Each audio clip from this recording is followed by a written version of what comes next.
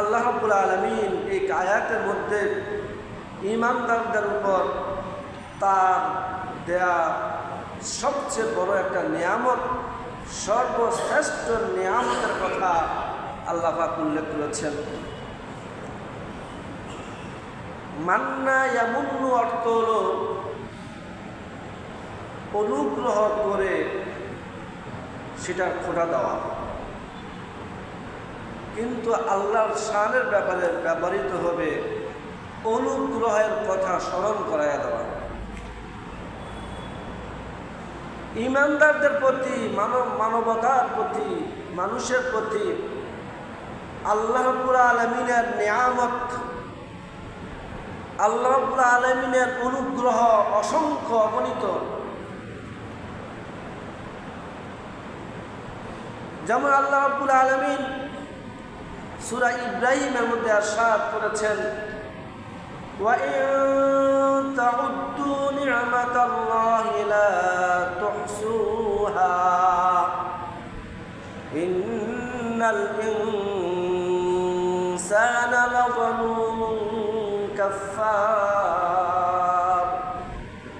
সূরা ইব্রাহিমের মধ্যে আল্লাহ রাব্বুল আলামিন ইরশাদ করেন, আমি আল্লাহ মানুষের প্রতি এত নিয়ামত দান করেছি, এত নিয়ামত দান করেছি, মানুষ যদি আমার নিয়ামতগুলো গণনা করতে যায় তাহলে গণনা করতে পারবে না, গণনা করে শেষ করতে পারবে না। এই অপরন্ত নিয়ামত আমি মানুষকে দান করেছি, কিন্তু মানুষ আমার অপরন্ত নিয়ামত পাইয়া ইন্নাল ইনসানা লাযালুমুন কাফফার, মানুষ আমার অপরন্ত নিয়ামত পাইয়া, সীমাহীন নিয়ামত পাইয়া মানুষ জালেম হয়েছে, অকৃতজ্ঞ হয়েছে।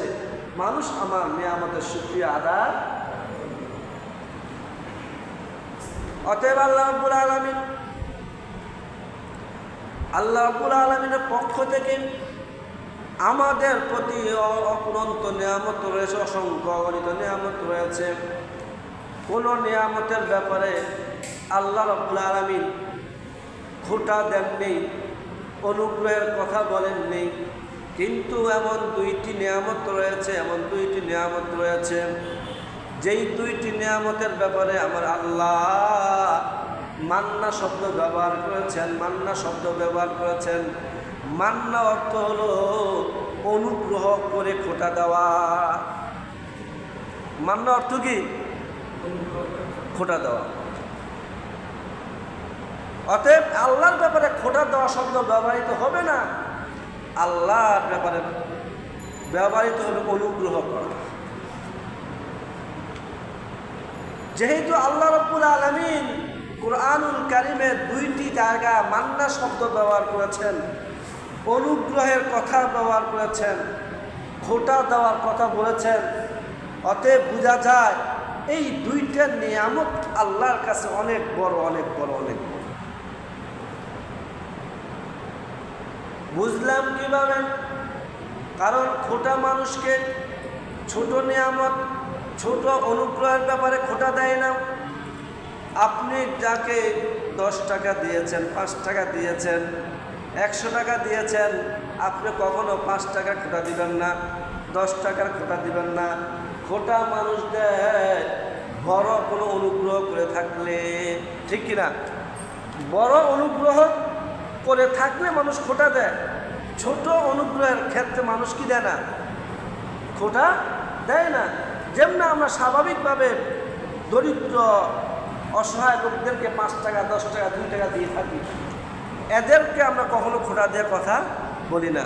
যে লোকটার প্রতি আমার বড় ধরনের অনুগ্রহ, যাকে আমি হাজার হাজার টাকা খরচ করে পড়াশোনা শিখাইলাম, ওই সন্তান যখন আমার কথা শুনে না, অথবা যে ভাইটাকে হাজার হাজার লক্ষ লক্ষ টাকা খরচ করে বিদেশে পাঠাইলাম, ওই ভাইটা যখন আমার কথা শুনে না, তখন ওই ভাইকে, ওই সন্তানকে লক্ষ্য করে আমি বলি, হে আমার সন্তান, এত হাজার হাজার লক্ষ লক্ষ টাকা খরচ করে তোকে আমি শিক্ষিত বানাইলাম এই আচরণ করার জন্যে, ঠিক কিনা? আবার ভাই যদি আপনার সাথে অকৃতজ্ঞতা প্রদর্শন করেন, তখন ভাইকে লক্ষ্য করে বলেন, ও আমার ভাই, লক্ষ লক্ষ টাকা খরচ করে আমি তোমাকে বিদেশে পাঠাইলাম, আজকে তুমি আমার উপকারের এই প্রতিদান তুমি আমাকে দিলা।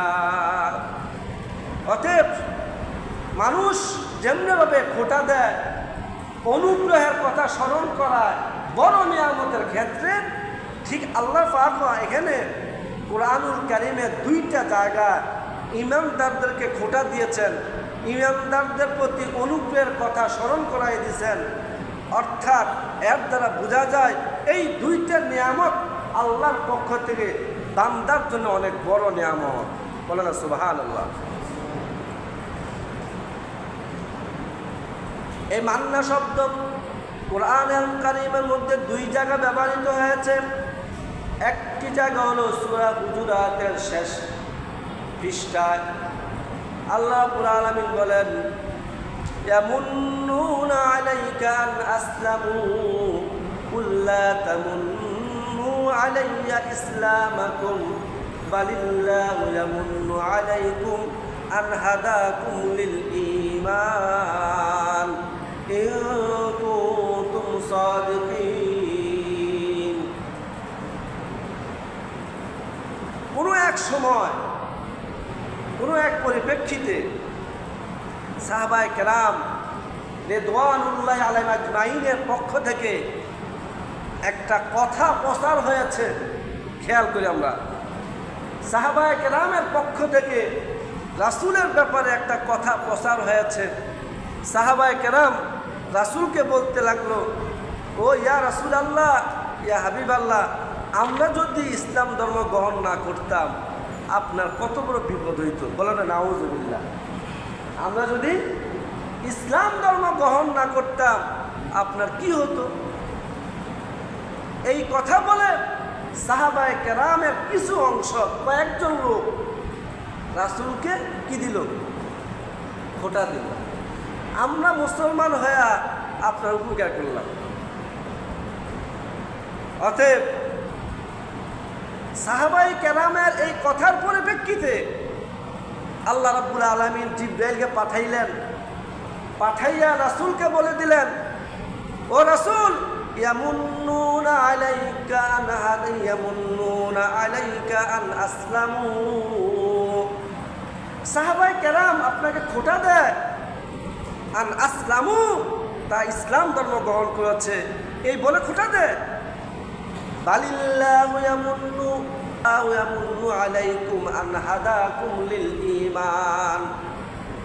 আপনি তাদেরকে বলে দেন, বালিল্লাহু ইয়ামুন্নু আলাইকুম আন হাদাকুম লিল ঈমান, বরং আল্লাহ তোমাদেরকে অনুগ্রহ করেছেন, আল্লাহ তোমাদেরকে দয়া করেছেন, আন হাদাকুম লিল ঈমান, ঈমানের পথ দেখাইয়া, ইসলামের পথ দেখাইয়া আল্লাহ তোমাদেরকে অনুগ্রহ করেছেন।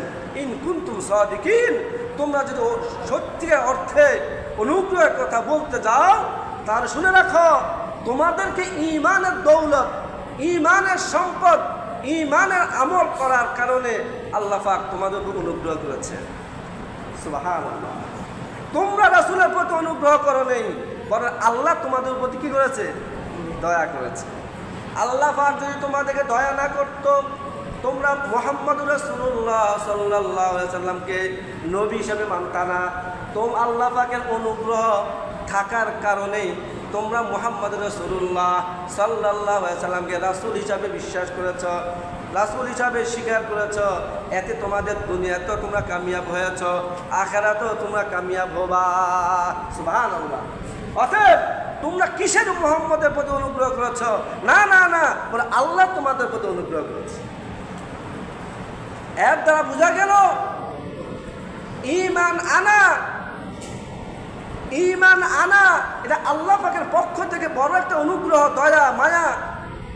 সবাই ঈমান আনতে পারে না, সবাই মুসলমান হতে পারে না।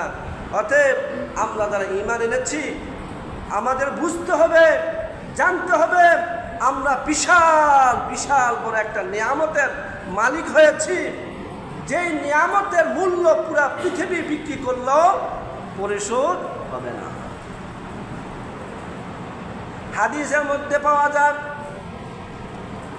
কাল কিয়ামতের ময়দানে সর্বনিম্ন ইমানদার যিনি হবেন, সর্বশেষ যিনি জান্নাতে যাবেন, আল্লাহ রাব্বুল আলামিন তাকেও এই দুনিয়ার মতন 10টা দুনিয়া দান করবেন। সুবহানাল্লাহ।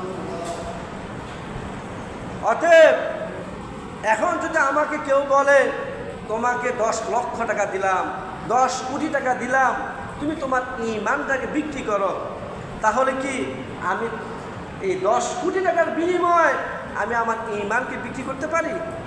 আরে ভাই, এই ঈমানের মূল্য তো হলো এই দুনিয়ার মতন 10 দুনিয়ার সমান। বলেন না সুবহানাল্লাহ। এই ঈমানের কারণে আল্লাহ পাক আমাদেরকে কাল কিয়ামতের ময়দানে এই দুনিয়ার মতন 10টা দুনিয়া দান করবে। বলেন সুবহানাল্লাহ। অতএব ঈমান আনা লা ইলাহা ইল্লাল্লাহু মুহাম্মাদুর রাসূলুল্লাহ সাল্লাল্লাহু আলাইহি সাল্লাম, এই কথাটা বিশ্বাস করা সাধারণ কোনো কথা নয়, সাধারণ কোনো বিষয় নয়, মূল্যহীন কোনো বিষয় নয়। এটার দাম অনেক অনেক অনেক বেশি। সুবহানাল্লাহ। এই জন্য আল্লাহ রাব্বুল আলামিন বলেন, হে সাহাবায়ে কেরাম, শুনো শুনো শুনো, তোমরা ঈমান এনে